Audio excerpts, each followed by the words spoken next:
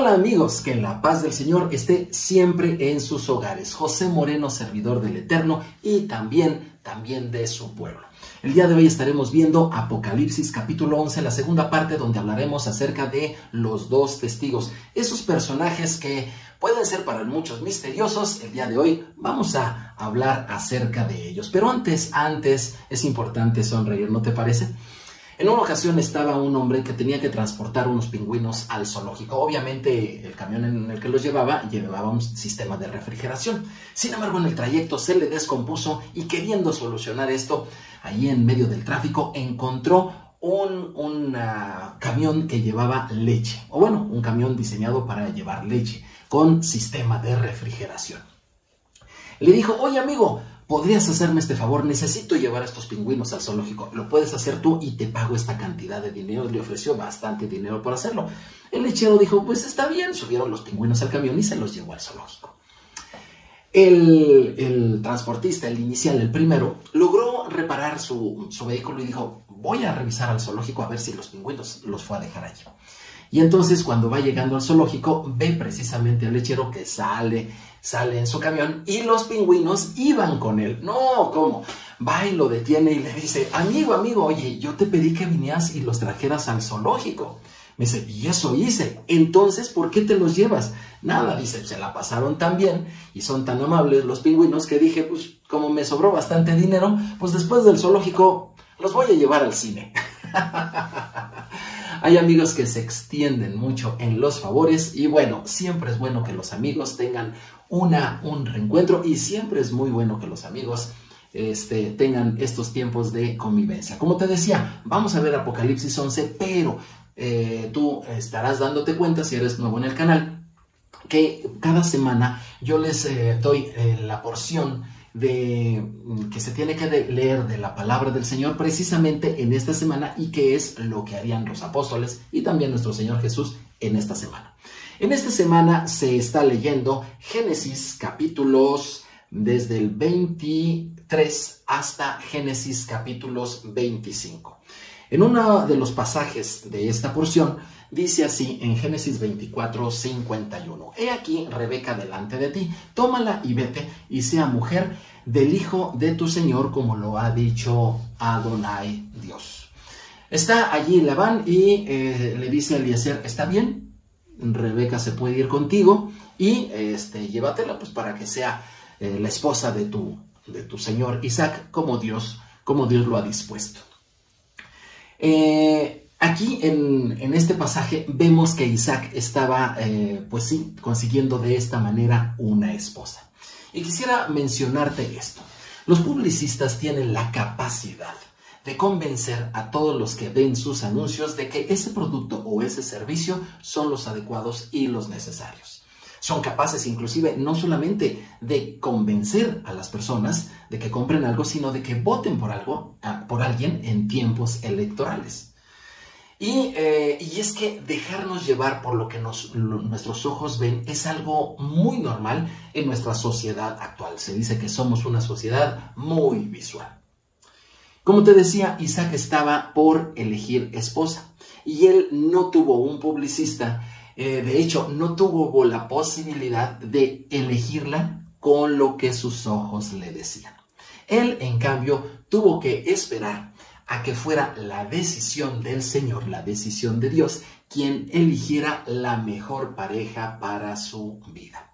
Y aquí la pregunta para ti, ¿tú cómo eliges las decisiones importantes en tu vida? ¿Las eliges por lo que ven tus ojos o le preguntas a Dios qué es lo mejor para ti? El apóstol Pablo escribió ahí en 2 de Corintios 5:7, dice, porque por fe andamos y no por vista. Te invito a que leas esta porción, Génesis capítulos 23 al 25, compartas con tu familia, comenten y tengan un excelente tiempo en el Señor, un tiempo familiar. Pero vamos a Apocalipsis capítulo 11 en esta segunda parte y vamos al texto bíblico para ver el asunto de esos famosos dos testigos de los cuales nos habla la palabra del Señor. Apocalipsis 11, 3 al 6, dice así. Y daré a mis dos testigos, está hablando el Señor Jesús, y daré a mis dos testigos que profeticen por 1270 días, vestidos de cilicio. Estos testigos son los dos olivos y los dos candeleros que están en pie delante del Dios de la tierra. Si alguno quiere dañarlos, sale fuego de la boca de ellos y devora a sus enemigos. Y si alguno quiere hacerles daño, debe morir él de la misma manera. Versículo 6.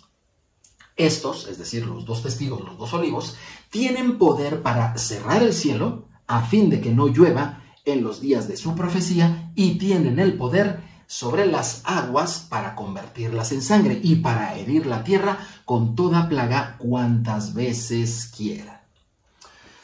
Pues bien, aquí tienes este pasaje, estos testigos que profetizan. El capítulo 10, es decir, la clase antepasada, termina diciendo que era necesario que hubiese profecías sobre naciones y sobre reinos. Cualquier hebreo, como lo fue nuestro Señor Jesús, o como lo es en este caso el apóstol Juan, conocedores de las Escrituras, cada vez que ellos escuchan naciones y reinos o naciones y reyes, inmediatamente su mente los lleva, por su instrucción bíblica, así fueron ellos instruidos con porciones, su mente los lleva a ese momento en el que Dios le prometió bendición al patriarca Jacob. Allí en Génesis nosotros podemos ver que Dios le dijo a Jacob que él era el omnipotente y que no se preocupara, que de él saldrían naciones. De hecho, dice un conjunto de naciones y reyes saldrían de su descendencia. Esa fue la promesa, una de las promesas que Dios le dio al patriarca Jacob. Así que cada vez que un hebreo escucha naciones y reinos, es imposible que su mente no lo lleve a ese pasaje. Allí en ese pasaje dice así un texto, Génesis 32:10. Menor soy, esta es la respuesta en la oración de Jacob, menor soy que todas las misericordias y toda la verdad que has usado para con tu siervo. Jacob se lo está diciendo a Dios. Dice, pues con mi cayado pasé este Jordán y ahora estoy sobre dos campamentos. El número 2 se vuelve a hacer presente. Y es que en este pasaje donde hay naciones y reinos, hay un 2 presente que nos va a hablar de ese 2 en Apocalipsis, donde están los dos testigos. A partir de la bendición que Jacob tuvo, Israel estuvo, se le presenta en el número 2. ¿2 qué? Bueno, pues obviamente 2 campamentos, ¿sí? Pero también hay dos funciones que son reyes y sacerdotes. También tenemos 2 olivos, también tenemos 2 testigos, también tenemos 2 pueblos. Vamos a ver cómo es que llegamos, ¿sí?, a conocer quiénes son esos 2 testigos, que bueno, son todos estos 2 de los cuales te he estado hablando. Vamos a ver el primero, sacerdotes y reyes, ¿sale? Sacerdotes y reyes. Zacarías 4:12 dice, hablé aún de nuevo y le dije, ¿qué significan las 2 ramas del olivo que por medio de 2 tubos de oro vierten su aceite como oro?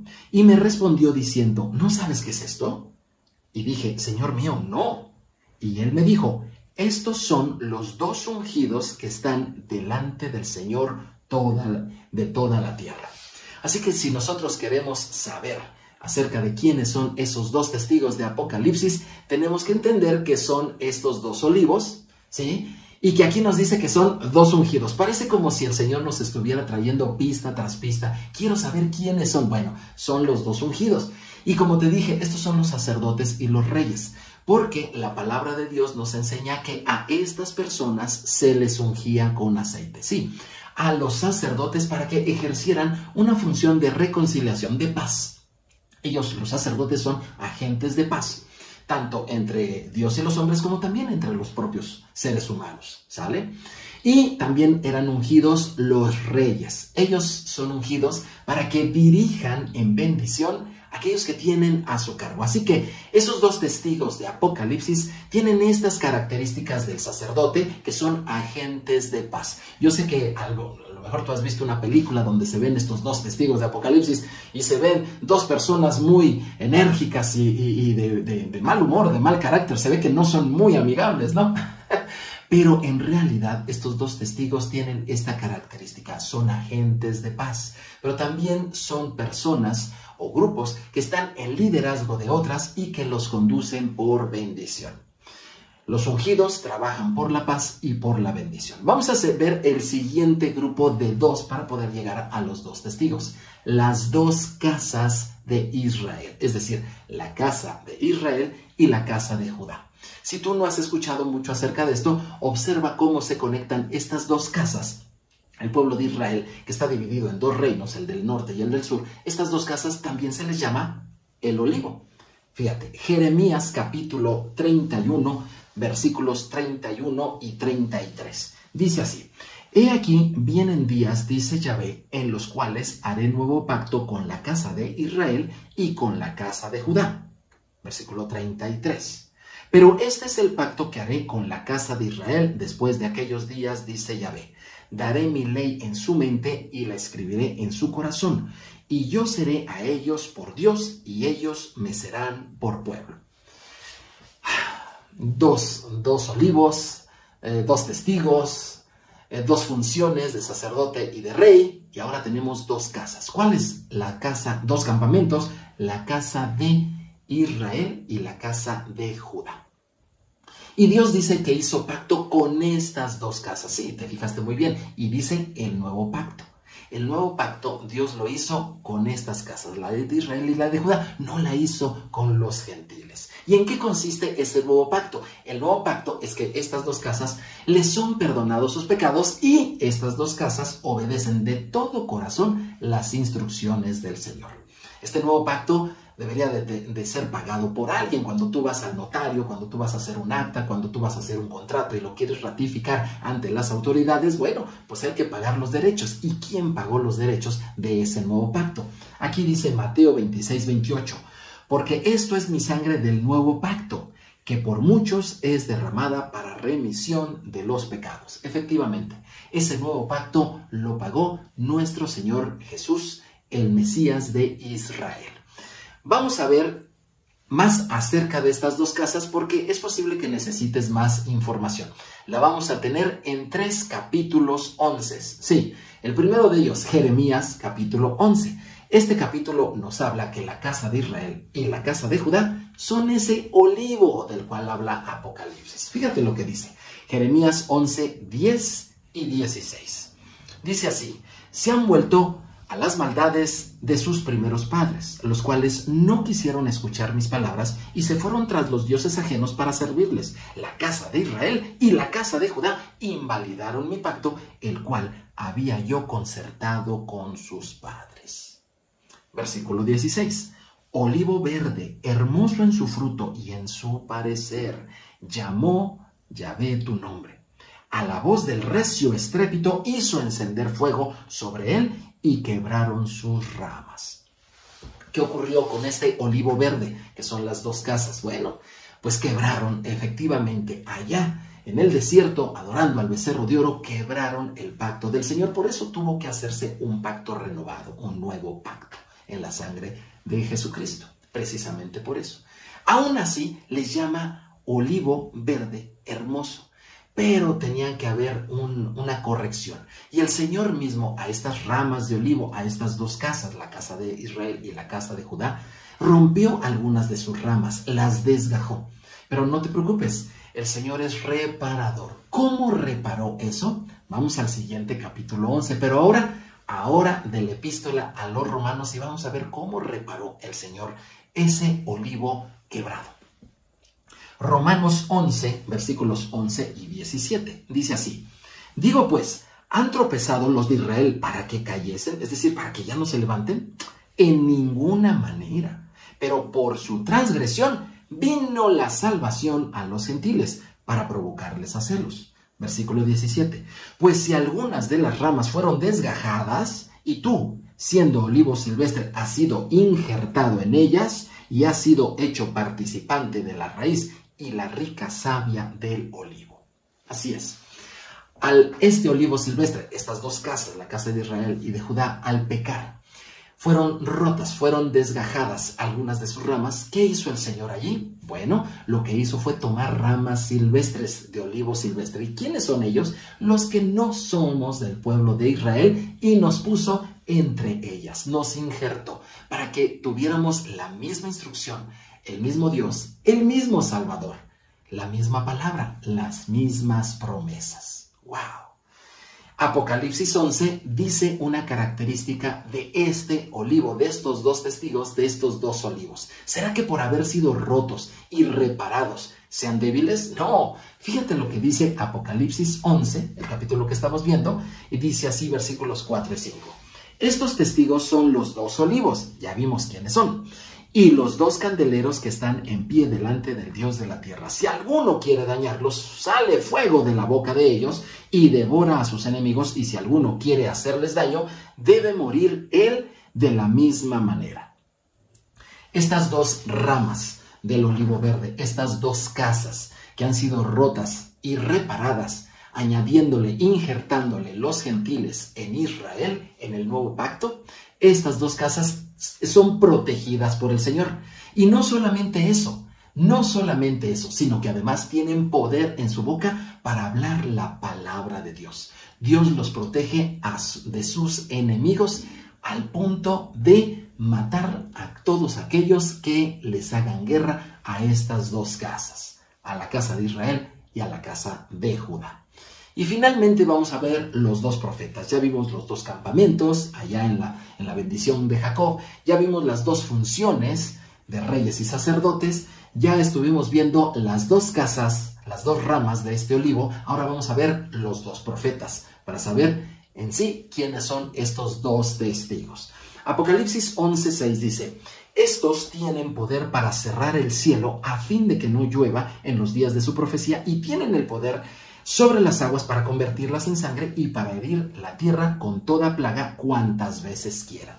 Solamente dos personas en la Escritura han podido hacer esto, es decir, que lo que ellos digan sea determinante para que el cielo se cierre y no llueva. Uno de ellos oró de esa manera y no llovió por 3 años y medio.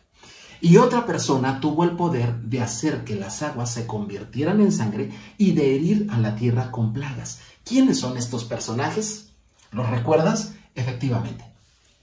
Primero, el profeta Elías, el que oró para que no lloviera. Y segundo, Moisés, el que oró para que la tierra fuera herida con plagas. Bueno, pues los dos testigos son estos dos profetas.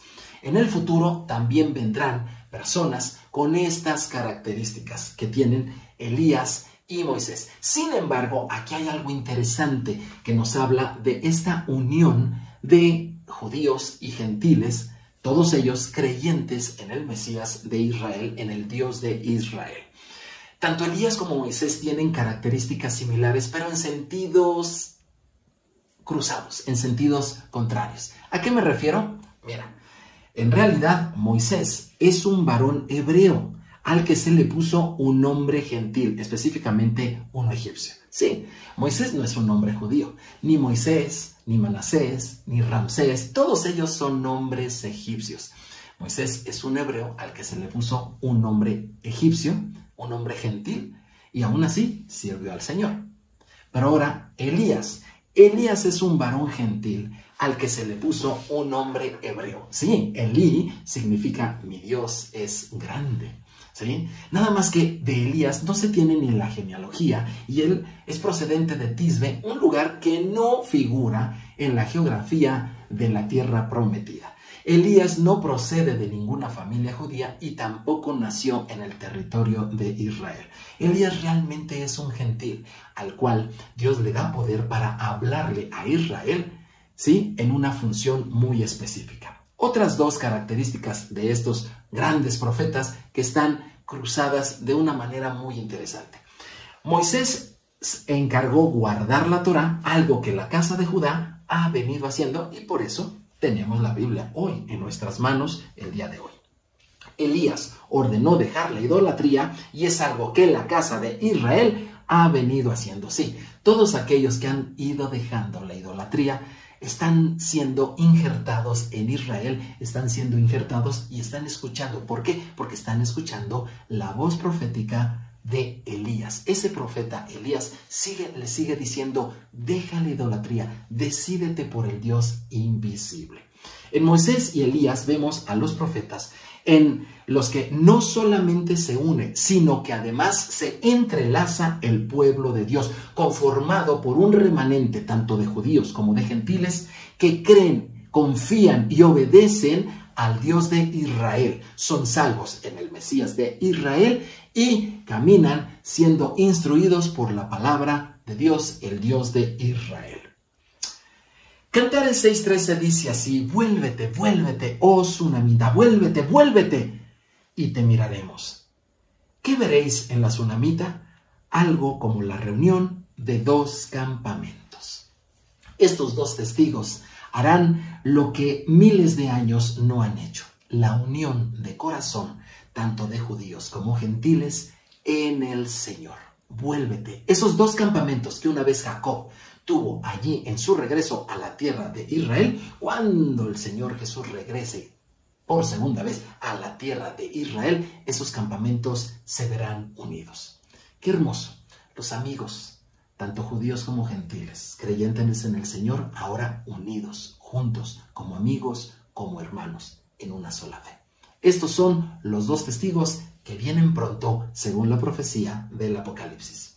Te invito a que compartas este video, que se lo compartas a otras personas que quieran aprender más del Apocalipsis, que le des clic a la campanita y que te suscribas para que podamos llegar a más personas. Te espero porque es importante, estamos a punto de llegar a la mitad del Apocalipsis, ¿sí? El eje central, la caña central, que es Apocalipsis capítulo 12. Te espero en esa clase. Nos vemos en ella. Que el Señor te bendiga. Shalom, shalom.